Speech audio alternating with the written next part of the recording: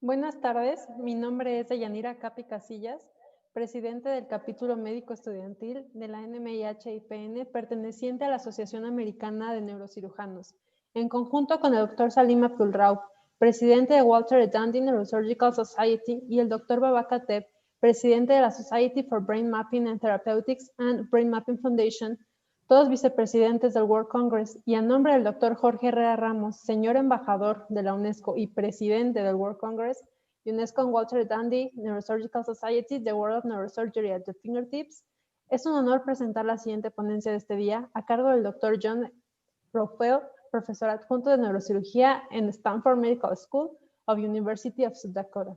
Asimismo, les recordamos que la transmisión de esta ponencia se encuentra en YouTube, Facebook y Neurosurgical TV. And now, please, Dr. Natalia, can you continue? Yeah, thank you, Dr. Dejanira, for the introduction. Hello, everyone. Welcome back to our World Congress of Neuroscientists, the world of neurosurgery at your fingertips. Thank you for joining us today. We are going to have a really interesting talk now. First of all, I would like to say many thanks to the chairman of the Congress, ambassador of UNESCO, Mr. Jorge Herrera, for the idea of the Congress and great organization. Thank you to our partners, Walter Dundee Neurosurgical Society and Foundation for Brain Mapping, and directly to Dr. Babak Kateb. Thank you to the WAPS Medical Students Chapter in Mexico and Neurosurgical TV for the broadcasting. And also thank you to the Dr. Salim.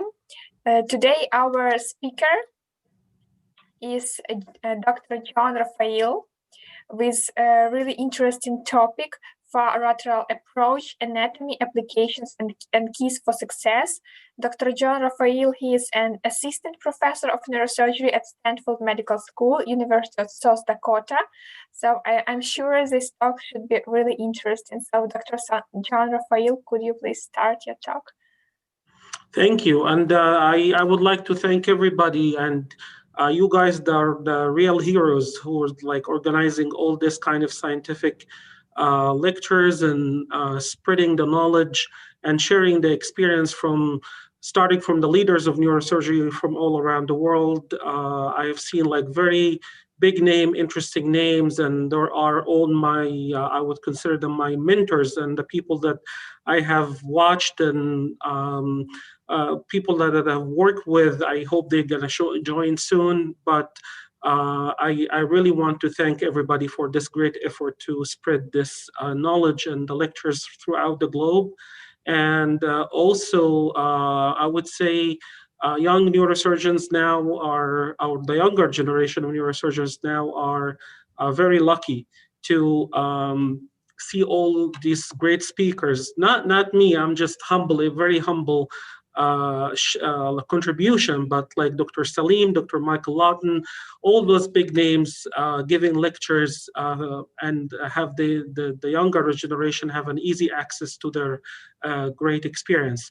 So I will thank you for introducing me, and I will talk today about the far lateral approach as one of the key skull-based approach. And I picked this subject because I remember when I was like a resident or a fellow, when I was like going to do a far lateral approach, I was like feel very excited. It's a very exciting approach, very complicated and challenging. But my effort today is try to make it easy and make it straightforward and give the younger generation of neurosurgeons the keys for easy, safe approach. I would say this is the most important thing. So a little bit about the development of this approach.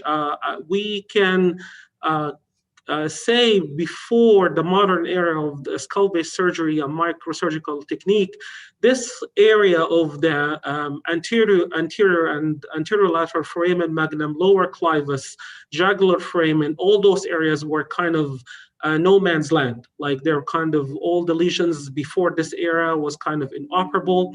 But thanks to Dr. Roberto Heroes, that he introduced actually the far lateral approach. He takes the credit, I would say, in 1986 and it was first introduced for management of the aneurysm of vertebral artery and vertebral basilar junction, the proximal basal trunk, and the AVM malformation and the infralateral cerebellum. Then multiple series has been published early before the microsurgical era. I would say the mortality rate was kind of high, but over time, as the knowledge expanded and kind of familiarity, how we get familiar with the microsurgical anatomy of this area, the results are definitely have gotten better. Application, I would say this beautiful approach is one of the workhorses for skull-based surgery. As we see here, this demonstration can simply tell you how different approaches can give you how much extent can each approach can give you throughout the skull-based region. So you can compare the retrosigmoid approach around this area here, which is this simple, kind of more simple approach than the far lateral. And I can tell you very simply, far lateral is just an extension of the retrosigmoid. So basically, if you think about the far lateral approach, you're doing a retrosigmoid approach, but you're adding more stuff to it to get this more access to this area. So as you see here, for retrosigmoid approach, this is the only thing that you can get. You can get to the upper, middle, lower microvascular complex and the CP angle. But if you want to extend more to the anterior and anterolateral area of the foramen magnum here, or even if you do some extension like the paracondylar approach to the jugular foramen, taking off more of the condyle, taking more of the jugular tubercle, all those kind of extension or removal more bony structures can give you more access to the anterior and anterolateral area of the foramen magnum, the lower up to the middle clivus, and you can even go to the contralateral foramen magnum. And we're gonna go into the details of those extension. So what are the common pathology to use this approach? Foramen magnum meningioma, especially the ventral and ventrolateral ones, clival chordoma, especially in the same area, and sometimes those chordomas, and I have personally operated in some chordomas that goes all the way down to the C1, C2 joint. And we can go through the details how to approach those lesions as well. Glomerular tumors, if we need to operate, pica aneurysm, of course, vertebral basilar aneurysm, AVM and anterolateral lower brainstem, hypoglossal schwannoma, and we're going to talk about the hypoglossal canal, and uroenteric cyst, which is rare but a very distinct lesion that we can encounter in this area. So this is the kind of overview of the common pathology that we can deal through this approach. And talking about the keys for success. Keys for success, this approach, this is not an error of typing, but knowing microsurgical anatomy, microsurgical anatomy, microsurgical anatomy. So number 1 and 2 and 3, you have to know your microsurgical anatomy. You cannot go and operate without, I would say, practicing in the lab, going through the microsurgical details, and being very confident about your knowledge about the complex microvascular structure in this area. Number 2, positioning. It's very important when we're going to talk about positioning in this approach. Using neuromonitoring, of course, one of the key things for success. If you have this technology, of course, you have to use it. I know in some areas in the world, we do not have the neuromonitoring technology, but if you have neuromonitoring, SECPs, MEPs, and cranial nerve, especially lower cranial nerve monitoring, you have to use it. Keep in your mind, you have to have the tools of long suctions because it's a deep approach. You will be resting your hands at the microscope, and you have to have the right tools to reach down to this area. Sometimes we can do the lumbar drain, but I always say be very careful about lumbar drains in this approach, because in this area you're dealing with a posterior fossa lesions, and downward herniation is a great risk. So if you have a small lesion, if you have a small aneurysm, I would say less than 2.5, it's okay to use the lumbar drain just to give you more relaxation and CP angle and lower lateral medullary cistern. But if you have a bigger lesion than this, I would not recommend using microsurgical drain. Lumbar drain, because you can easily decompress those cistern by just being patient and release the CSF by microsurgical dissection of the arachnoid around those cistern. And this can very easily give you a good brain relaxation and easy manipulation around this area. Keep in mind, there's a big bulk of muscle that you have to deal with to get into this region. So mobilizing the muscle, and always keep in mind that you can increase and have a very big difference in your view and visualization of the structure just to move the microscope around, or you can turn the patient. You do not need to remove too much bone or too much bony structure. So if you're thinking about moving on and remove more of the condylar process, or remove more of the C1, C2, or remove more of the jugular tubercle, unless it's very necessary, you have to try to move your microscope, use a different angle, or even aeroplane the patient. And this will give you exactly the same result without spending hours or risking important structure around those bony prominence. Know your neurovascular anatomy and consider using a CT angiogram. I would say CT angiogram was one of the most fundamental studies that you have to get before proceeding to this approach. For example, MRI is not enough in a skull-based meningioma in this area. You have to get a CT angiogram. I highly recommend it, because you need to know the variant of the anatomy of your vertebral artery, vertebral basal junction, because they can be a lot of variants that can cause problems if you're not aware of it. Positioning. So as you see here, this is the modified park pinch position. As you see here in this patient, where I'm just giving you an example picture. So just simply thinking, if you're thinking about positioning this patient, is going to be 3/4 prone. That means that patient in a lateral position, this is the ipsilateral lesion, let's say the meningioma on this side, the same side is up. You have to deal with the ipsilateral shoulder, contralateral shoulder, and your head.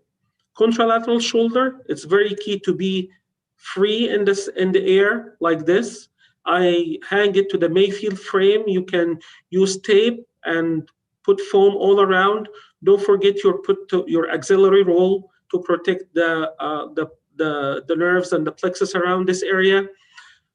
So this is about the contralateral shoulder. Hanging free, 90 degrees, everything, and auxiliary roll. Ipsilateral shoulder, it should be down and forward. Down and forward. The whole point, you want to take the shoulder away from your surgical field. So it's not only down and forward, and also you have to make sure that you're not putting too much tension. And I have heard, not to myself, but some brachial plexus injury because you are putting too much tension here. I'm sorry. About the head motion, 3 key motions in the head. Flexion, contralateral rotation, and contralateral bending. So if you look at this picture here, how the head is positioned. So the whole point here is to open this angle. You open the posterior fossa, the atlantocervical joint. You want to open the C1, C2 area. So how to open it logically, you got to think about 3 motions: flexion, contralateral rotation, and contralateral bending. You have to leave about 2 finger breadth here because you don't want overextension of your neck. You want to watch the veins. You don't want to obstruct the venous flow from the brain. You want everything to be relaxed. You don't want to have brain swelling. So it should not be an extreme flexion. You should leave at least 2 finger breadth here. The contralateral rotation about 30 degrees, and the lateral bending about 45 degrees. Don't keep your head in tension. Everything should be always relaxed, because keep in your mind the venous return.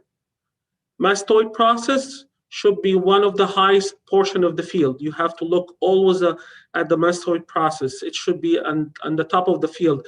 The same idea as you want to put the zygomatic process in OZ approach or beta-zygomatic approach. We always tell residents and fellows, put the zygomatic arch on the top of their field when you see from a side view. Same idea here for retrosigmoid or lateral, far lateral approach. Mastoid process should be at the top of your field.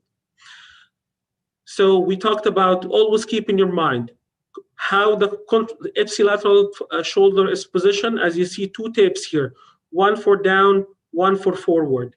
The contralateral should be relaxed, hanging in the air, and the three key movement over the head.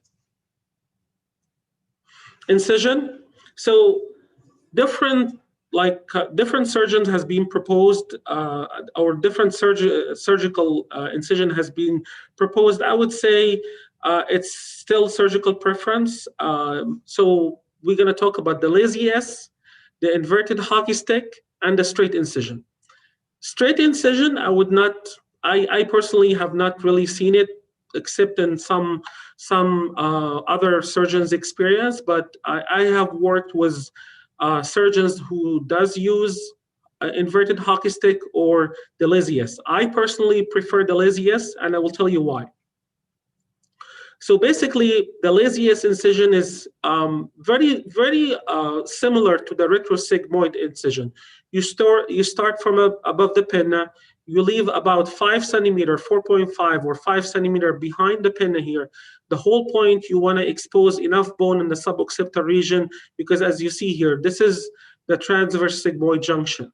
So you want to leave enough space for your suboccipital cranial part of the far lateral, and you extend your incision.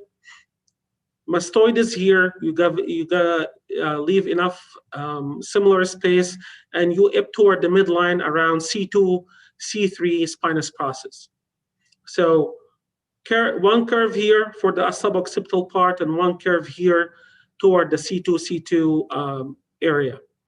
What is the advantage? Because you're splitting two equal groups of muscles here, and you have direct access to the suboccipital bone, the C1 posterior tubercle, C1 arch, just direct down through this incision.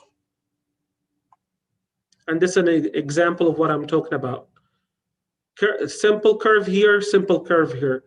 Though this one start as you're doing retrosigmoid, and you continue the opposite curve toward the midline around C1, C2, C3 spinous processes. This is the inverted hockey stick. As you see here, it starts from the mastoid process, goes all the way up, like above the pinna, and ends in the midline, also around C2, C3 area. As you can imagine here, if you're trying to take the muscles down and dissect the muscles down from the suboccipital bone, from C1, C2, you will have a huge group, a bulk of muscle in your way. It can work in lean patients with not a big muscle, but if you have a big patient with a large fibromuscular and fat in this area, I would rather do the laziest incision, which would work for every patient. The only downside, or my main conservation about the inverted hockey stick, about how much muscle that you will be dealing with and in your surgical field using this. Exposure, as I just want to remind everybody that for far lateral approach, we always have these common questions about the layers of muscles that you need to memorize going through this approach. However, I'm going to talk about those layers, make it simplified. But I always remind everybody, going through one myocutaneous flap is always the best. So basically, you open, you do your hemostasis, you take your bovi, and I'm not saying go directly into the bone, but layer by layer, you're just gonna open along this incision. You do not need to dissect the 3 layers differently unless you have a very, very specific situation. So generally, I would recommend, and I personally does mycutaneous flap, no layer by layer dissection. I do not do that, because as you go layer by layer, if you try to dissect on those layers, you're gonna devascularize those layers. So you will have better healing with a mycutaneous flap and less chances of forming hematoma or pseudomeningocele formation, because all layers, when you close it, you just want to close it in one bulk. You don't need to close it in layers, because if you try to dissect those layers, you're going to devascularize the muscle. And this is not recommended, or I don't personally recommend it. Using fish hooks with rubber bands is very important, because it's going to give you some flexibility going through this approach as you want to mobilize the muscle in different directions. And because I know a lot of professors ask people about the layers. You have to know it, yes, but as I always remind you, you don't have to do a dissection in the patient as you're doing in lab. Simply saying, you have to memorize 2 muscles in each layer. First layer, trapezius muscle near the midline, and laterally is the sternocleidomastoid. I'd start from its origin from the mastoid process, the superior nuchal line, and goes down. And you can distinctly, you can differentiate between these 2 muscles by the direction of muscle fibers. As you see here, trapezius muscle goes vertically down, and sternocleidomastoid goes down and forward. So you can differentiate the layers of muscles. Always remember that the accessory nerve goes underneath here, so you do not need to dissect underneath the sternocleidomastoid. You don't want to injure the nerve. Second layer, splenius capitis muscle laterally, semi-splenius capitis muscle medially toward the midline. Very simple. So first layer, trapezius and sternocleidomastoid. Second layer is splenius capitis laterally, semi-splenius capitis medially. And you can also differentiate by the direction of fibers. This is like trapezius goes straight down. Splenius capitis muscle is the opposite direction of the sternocleidomastoid. It's instead of going down and anterior, it goes down and posterior. Underneath the second layer, you have to know that the occipital artery runs in this area. Why? Because it's better to preserve it if you can, because it will preserve the vascularity. Or sometimes if you need more complicated bypasses like PCA, occipital artery PCA bypass, and you're going to use the occipital artery, you have to preserve it. So if you're thinking about bypass surgery, this is one of the indications that you have to dissect layer by layer in this area, because you need to preserve the occipital artery. Otherwise, it's better to preserve it. If you lost it, or it's not the end of the world. But just to let you know, occipital artery origin from the posterior from the posterior surface of the external carotid artery, about 20 millimeter off the origin from the common carotid bifurcation, and it runs from the deep in the neck, outside from underneath the digastric notch. This is the posterior belly of the digastric muscles, and runs toward the midline underneath the semisplenius capitis muscle, and over the superior oblique, and over the superior oblique here. So it's important to know where in the layers lies the occipital artery. Third layer is the suboccipital triangle, and we always been asked about the boundaries of the suboccipital triangle. So you have to remember 3 muscles: superior oblique, inferior oblique, rectus capitis posterior major, and 3 bony landmarks: inferior nuchal line, the TP of the C1, and the spinous process of C2. Inferior nuchal line, TP of C1, the spinous process of C2. Superior oblique from here down here, from the superior nuchal line down to the TP of C1. Inferior oblique runs from the TP of C1 to the spinous process of C2, and the rectus capitis posterior muscles runs from the inferior nuchal line down to the spinous process of C2. Superior oblique, inferior oblique, and rectus capitis posterior major. Deep in the triangle, very important structure. This is our goal. This is the vertebral artery. As you see here, we removed part of the posterior arch of C1 to be able to visualize. But what runs here, this is the lateral part of the posterior arch. This is where the sulcus arteriosus, this is the little groove on the top of the C1 posterior arch where the vertebral artery runs.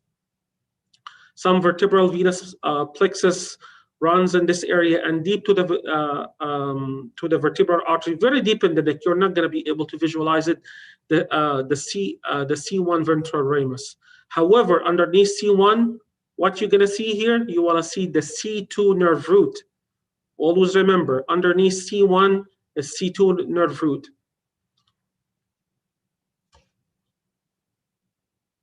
This is another illustration, but I prefer to show you because this is very kind of closer to the real time, because there's not much preservation in the muscle. But this is, again, I don't want to spend too much time here, but this is, again, the superior oblique, the inferior oblique.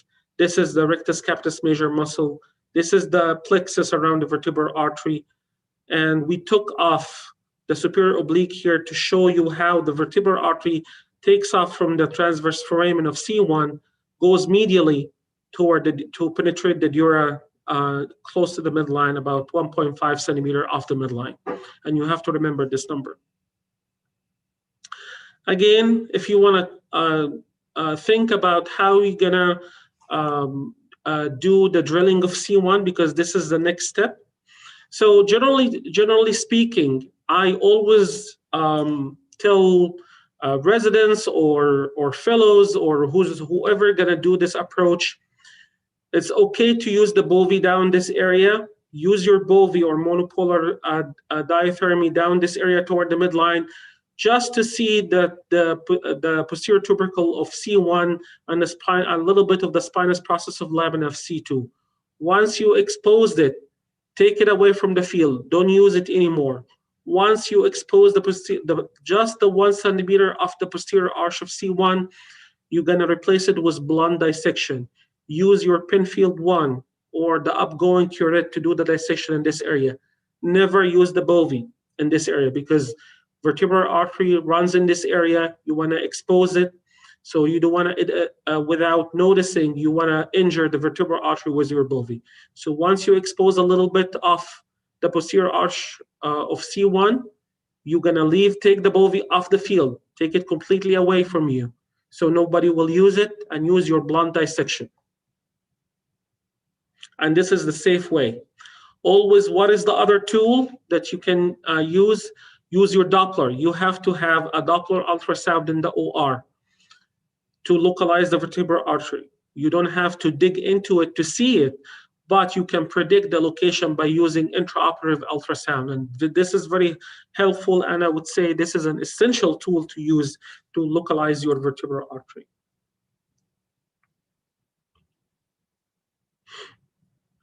This diagram shows you some of the relationship.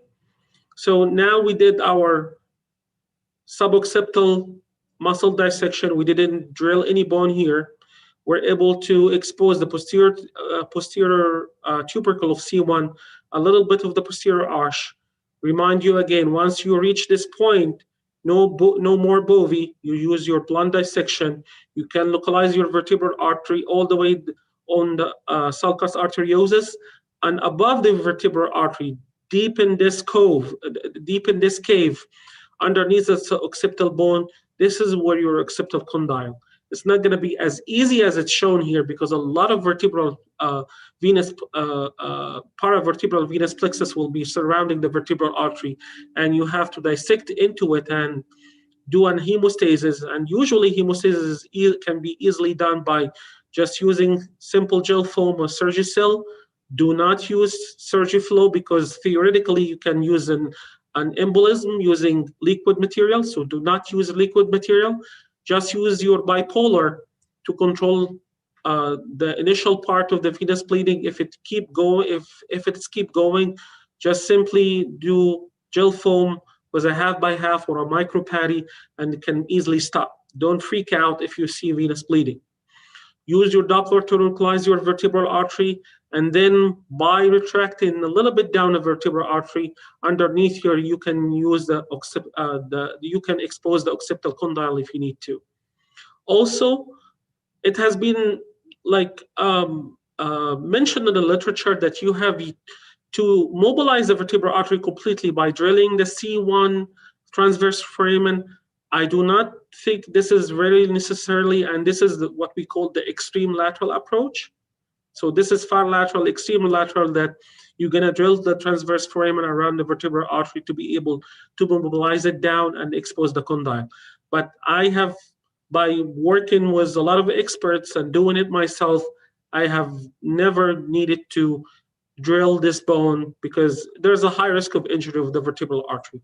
So just a simple retraction with little micro patty, you can see and work on your occipital condyle. This is just to remind you, the vertebral artery is not just a simple artery that goes. There is a lot of branches goes off the vertebral artery in this area. So the muscular branches supplying the suboccipital muscles and the posterior meningeal artery takes also off to supply the dura of the posterior fossa. So, and these usually, they can come in multiple branches. So there is multiple muscular branches and maybe one or two posterior meningeal artery to supply the posterior fossa dura. So vertebral artery has branches in this area, and you have to be aware of it.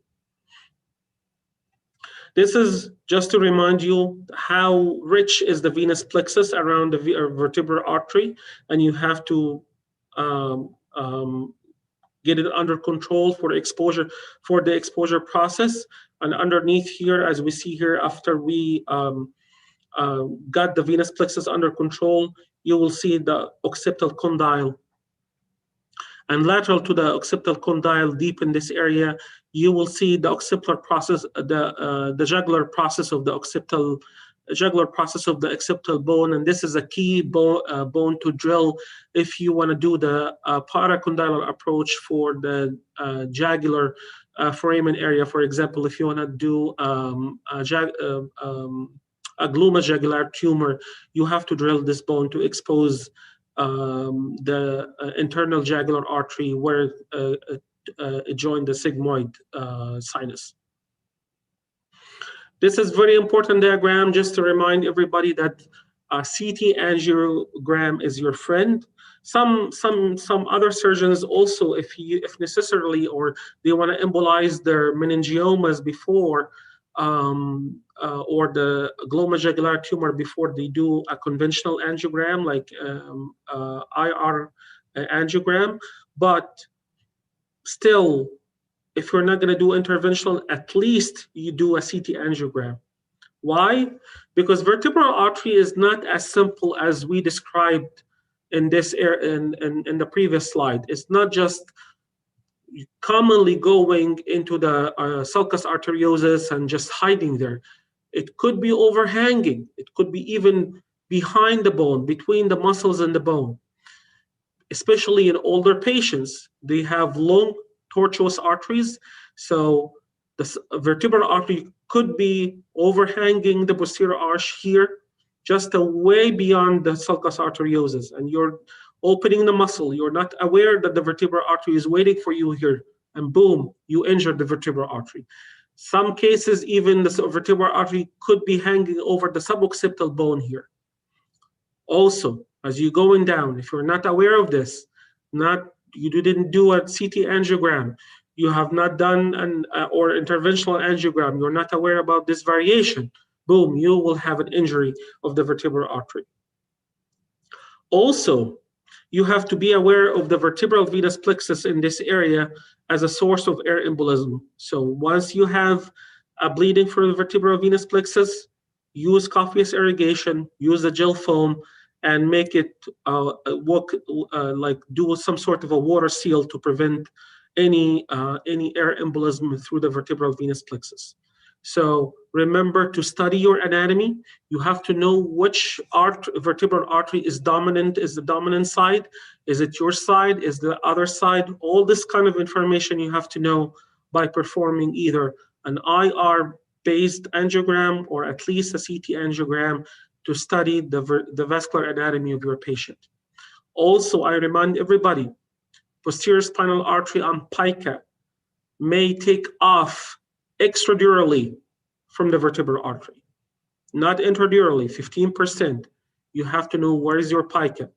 You do not want, by just doing the extra bony approach, just to go through to expose the bone, you want to have a pica stroke. So you have to study where is the pica taken off. Is it intradurally? Is it extradurally? And what it exactly, so you avoid injuring it. So you have to keep in mind that the pica sometimes take of an extradural, take off from the extradural lesion from the vertebral artery. This is just to show you what's the difference that the extreme lateral approach does if you need to mobilize the vertebral artery by drilling. So by drilling this area, you can mobilize and turn it down to expose the occipital condyle and even the C1, C2 joint. But I don't think that we really need to do that. Talking about the bony structures, I know the occipital condyle may be a little bit confusing for some people. Keep in mind, your foramen magnum is an oval structure, and also your occipital condyle as an oval structure. This we're looking from extracranial part of the occipital condyle. This is the concave surface. So we're looking from below in this view, and we're looking at the occipital condyle here from intracranial part. You have to be aware of where is the occipital condyle located. It's located at the anterior half of the foramen magnum. So in your suboccipital approach, you're gonna remove this bone down to the foramen magnum, take off the foramen magnum, and your occipital condyle should be deep down here in the anterior half. So oval, and it's located at the anterior half of the foramen magnum. It's about 21 millimeter by anatomical studies, as we see here. And we have to know how much we should take off the occipital condyle. General recommendation, the posterior 1/3 is enough, and you do not cause instability of the craniocervical junction by taking only 1/3. 1/3 is safe to take. So always remember, the posterior 1/3 is okay to take. If you take more than a half of occipital condyle, you're gonna use, and there's some biomechanical studies has been done. I will show you some results. That if you take more than 50%, you need to do a craniocervical. You should consider craniocervical fusion, but usually posterior 1/3 is more than enough. Also, you have to be aware of where is your hypoglossal canal. Hypoglossal canal, look in here, there is an intracranial part and extracranial part. So always remember that the hypoglossal canal runs from posterior anterior or from the medial to lateral. Posterior anterior and medial to lateral. It's start intracranially about 5 millimeter in front the junction of the posterior and middle 1/3 of the occipital condyle, and runs out here about 5 millimeter above the anterior and middle 1/3 of the occipital condyle. Generally speaking, it's about 8 millimeter from your tip of the occipital condyle. So as you're going inside through the suboccipital bone, foramen magnum, you start to drill your occipital condyle, 8 millimeter off, you will face the hypoglossal nerve. From the practical standpoint, it's hard to know. It is hard to know. What is your landmark? What is the easy landmark? Is the emissary vein.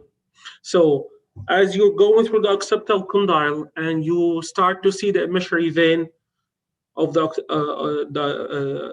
condylar emissionary vein, this is a landmark that you're in a close proximity to the hypoglossal nerve and hypoglossal canal. At least if you're not approaching the hypoglossal nerve or hypoglossal canal, you should stop, because you don't want to cause hypoglossal injury. And also it's telling you that you're extending yourself beyond the posterior 1/3.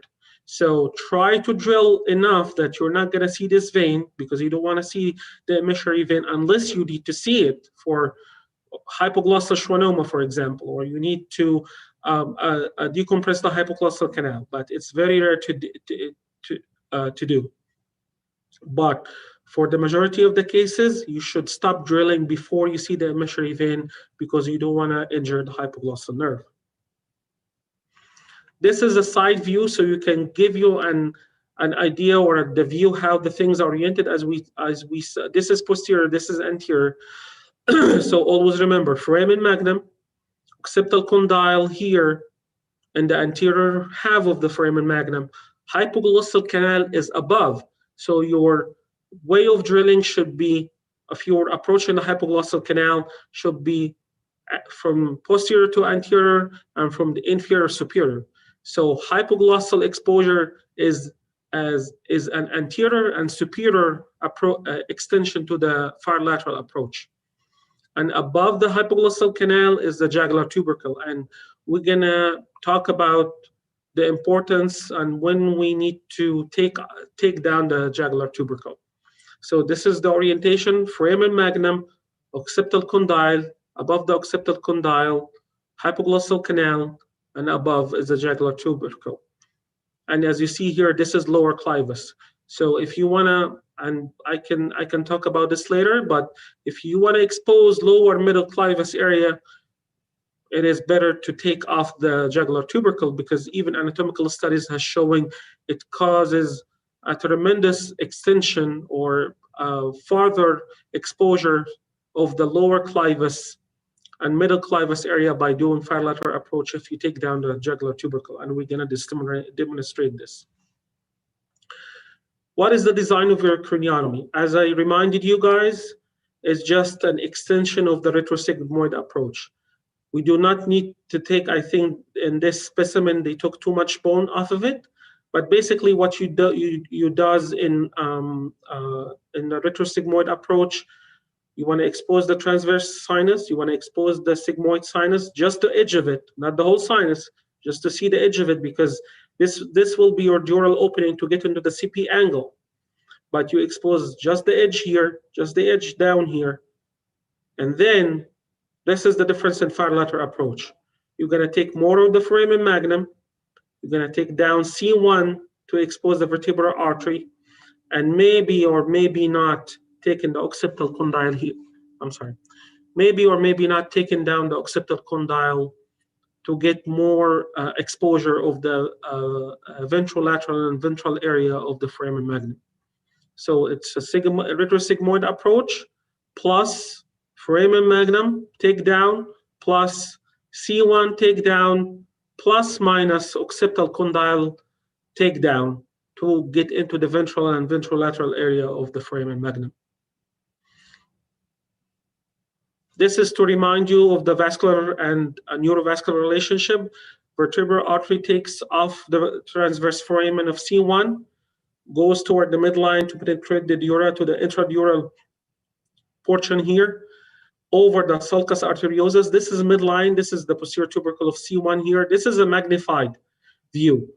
This distance, just to know, it should like your dissection here, 1.5 centimeter off the midline, you will find the vertebral artery. So remind you again, do not use any bovi beyond the like 1 centimeter beyond the posterior tubercle of C1. Vertebral artery here, going over the sulcus arteriosus.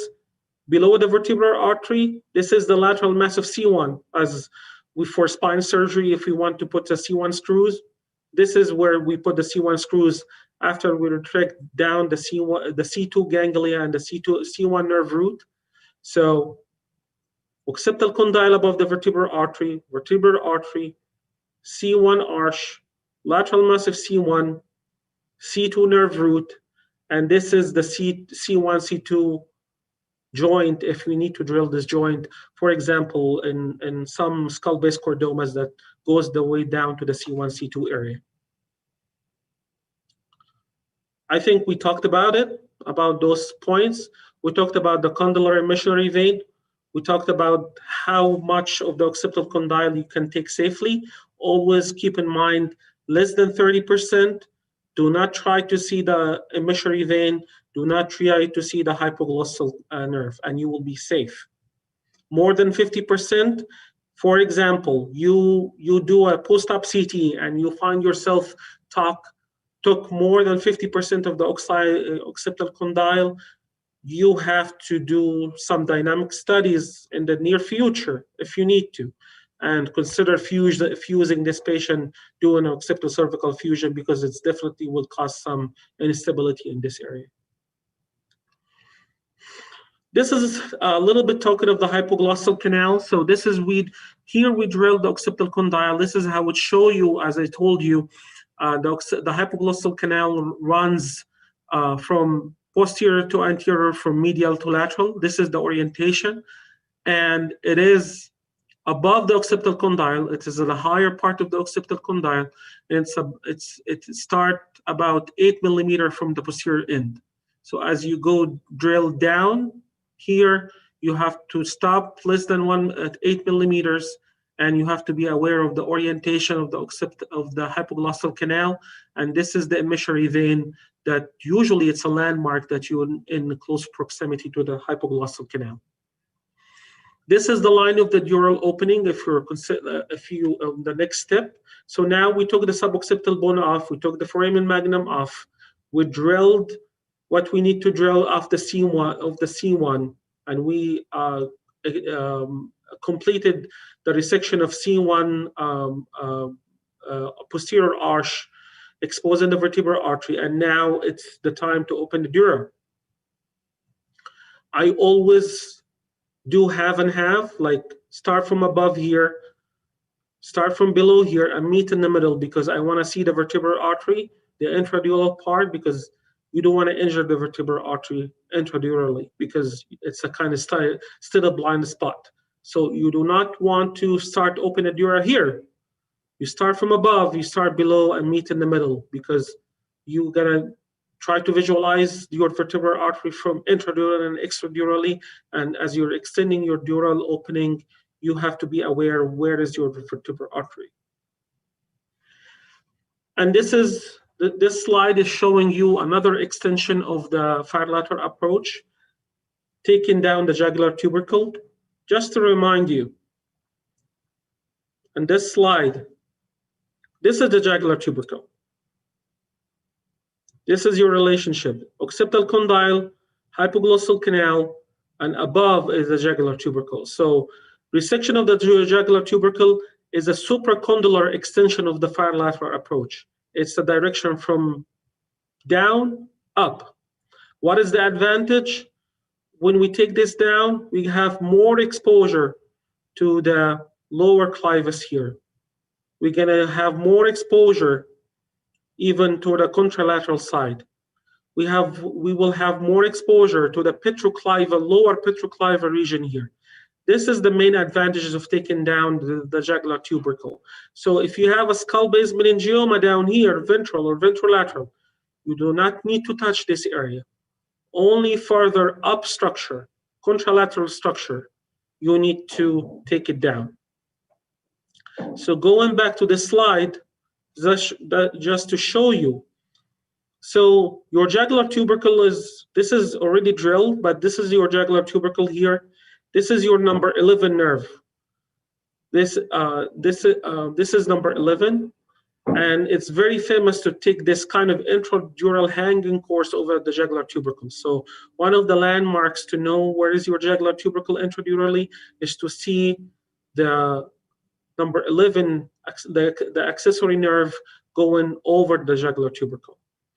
And this is if I consider drilling the jugular tubercle, I personally recommend doing combined intradural and extradural exposure, because you need to see the intradural part of the jugular tubercle while working extradurally. because you want to avoid injuring any nerve. You don't want to just work blindly here without opening the dura, without seeing the nerves inside, and wait until you have some sort of nerve injury or nerve, not only from cutting the nerve, but stretching the nerve. Heat can injure the vagus nerve here, can injure the 9, 10, 11 complex here. So if we consider taking down the jugular tubercle, I prefer to work both intradurally and extradurally, not to drill the jugular tubercle intradurally.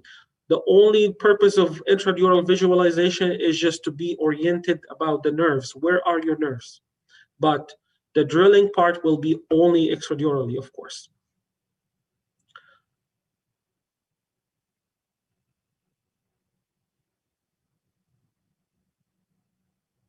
And this is exactly the gain of drilling the jugular tubercle. This diagram is from Spector et al. Dr. Spector in the skull-based lab, I think it was done at Oregon Health and Science University. They did some anatomical studies and show you how the removal of jugular tubercle give you a significant increase in the angle of freedom of your instruments and the surgical exposure at lower petroclival area here, the lower middle clivus junction here, and even past the midline. But these are still kind of rare lesions and dictate that it's really, you need to use, it is really to use the trans-tubercular approach as a far lateral extension. Very, very rare occasion you will need it to drill the jugular tubercle. But just to show you how much surgical exposure and how much easier is surgical maneuverability for the instruments and the angle of freedom by taking down the jugular tubercle and getting more access, as we talked about, in the petroclival area, lower middle clivus, and the contralateral clival area. This is the paracondylar extension. Let's say we want to do a glomerular tumor. We want to approach the internal jugular vein, the sigmoid internal jugular vein junction, and this is what we call the paracondylar extension of the far lateral approach. Again, it's paracondylar. So there is three main variations, which is being mentioned in the surgical anatomical books here: transcondylar variation, supracondylar, and paracondylar variation. So remember, jugular tubercle is above the condyle, so it's a supracondylar extension. But if you want to go laterally and expose your jugular bulb, this is the paracondylar extension. You're taking off the jugular process of the occipital bone, which is your door to the jugular frame and to the jugular bulb. But before that, you're going to take a small muscle here, deep to the posterior belly of the gastric. Take it down, drill the jugular process of the occipital bone, and you will be able to expose the jugular bulb area. Sometimes even if you want to do more exposure, you can take down the posterior belly of the gastric, so you can expose the facial nerve here as it goes and as it exits from the foramen and the skull. So from starting here, doing far lateral approach, you can extend laterally, which is the paracondylar variation of the far lateral approach. Take down this bone here, and it will be your door to the to your jugular bulb and internal the proximal part of the internal jugular vein, and you can deal with lesions in this area.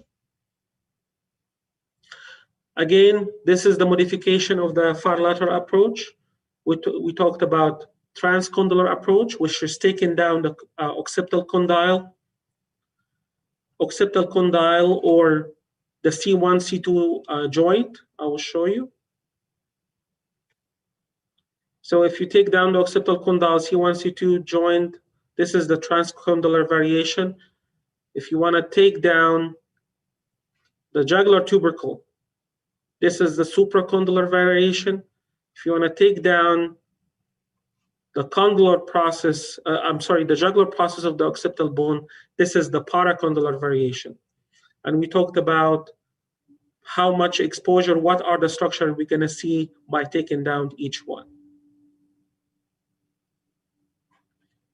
This is just an illustration of those extensions. Intradural stage, it's very important to be familiar with the intradural part, but I think in this lecture, I would just try to focus on the approach itself. But as you see here, you can see all the way from above your major microvascular neurovascular complexes from 5, 7, and 8. This is 9. Mainly one or two rooteds of 9, and multiple rooteds for 10. This is the accessory nerve. This is your vertebral artery. Pica and vertebral artery take off around here, and the hypoglossal nerve. Remember, you're gonna see it deep to the vertebral artery in a deeper plane, because as you remember, it takes off from the ventral part of the brain stem. So the rootlets of the hypoglossal nerves takes off more ventrally, and you will see deep to the vertebral artery here.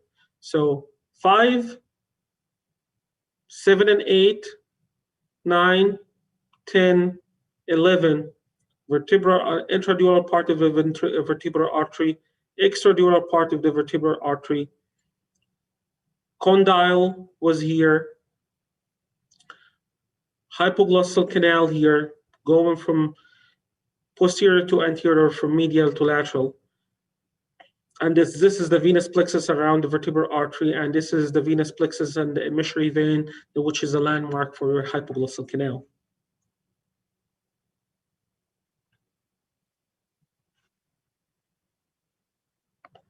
Words of wisdom.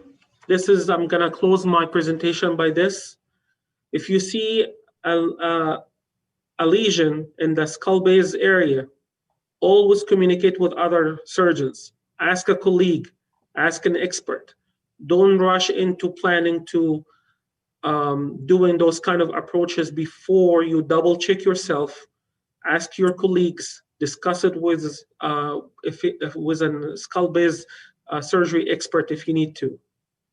Number 2, retrosigmoid still can be more than enough. Most of those lesions, I know that in the literature, we're kind of trying to divide each area of the skull base and tell you to get into this area, you have to do this approach. But the simple approaches still can get you access to those lesions. Retrosigmoid can still be more than enough. Why? Because the tumor can be your friend. The tumor can open spaces for you. It's not just a specimen you're trying to dissect. Always remember, if you're dealing with a skull-based tumor, the tumor has already opened the door for you to get to access to it. So if even you see those lesions near the ventrolateral part of the foramen magnum, double check your MRI, double check your approach, look at your angles, look at different view, coronal, sagittal, axial, and see if the retrosigmoid only enough. You do not need to take all those kind of bone to get into the tumor. And also the tumor, by doing the CSF entrapment, it increases the space for you. So not only the tumor, but over time, those skull-based meningioma may causes entrap CSF spaces, which is, you can use those spaces into your advantage and access your skull base without taking too much structures. Number 3, be prepared. Be prepared with your tools. Be prepared with your images, as we talked about. MRI, vascular study, Doppler ultrasound, neuromonitoring, positioning, suctions.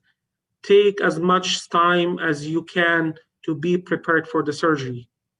You do not want to be surprised or have some kind of unexpected You want to minimize your unexpected circumstances inside the surgery. And as I mentioned, know your tools, spend time reading images, as I said, MRI or CT angiogram, and always as a surgeon, as a neurosurgeon, only trust yourself. Do not rely on anybody's words in the OR. Do not really have the resident tell you, patient is positioned right, I just draped and open. No, you have to make a stop and double check yourself on everything. As a chief resident also, as a senior resident also, you have to double check your positioning, double check your tools, and make sure you're communicating about everything. And by this, I'm gonna close my, I think I took almost an hour. I'm open for questions, but this is my last part of my presentation. Yes, thank you very much, Dr. John Roufail. Unfortunately, as we see, we do not have extra questions, but I guess there is no problem. Thank you very much for the informative talk, for the really good visualization, the images, like I can follow your words and see different spaces and different in the brain. So that's informative and it's really good. And the last part also like about double check, and I'm sure in neurosurgery it should be like 4 times checking sometimes, if you have Exactly. the time to check, of course. Of course. Yeah. So thank you very much for this talk. We are happy to have you here also. Thank you. An interesting topic. We would like also to thank our organizers, thank our Jorge Herrera, the chairman of the Congress and ambassador of UNESCO. Thank you, Dr. Dejanira, for helping us today. Thank you, the medical student chapter in Mexico for the broadcasting Neurosurgical TV. And yeah, Deya, maybe would you like to say some words in Spanish? Yes, doctor. Bueno, agradecemos al doctor Jorge Herrera Ramos por la organización de este congreso, quien es el presidente del World Congress. Asimismo, agradecemos al doctor Salim Abdul Rauf y al doctor Babakate por ser parte del congreso y quienes son vicepresidentes del comité organizador. Los invitamos a seguir conectados. En unos 20 minutos seguiremos con la siguiente ponencia. Yeah, we stopped the live transmission now. Thank you. We are not live? In a minute. Mm-hmm. Thank you, everybody. I'm looking forward to more lectures if you guys are interested. Thank you. Yeah. Thank you.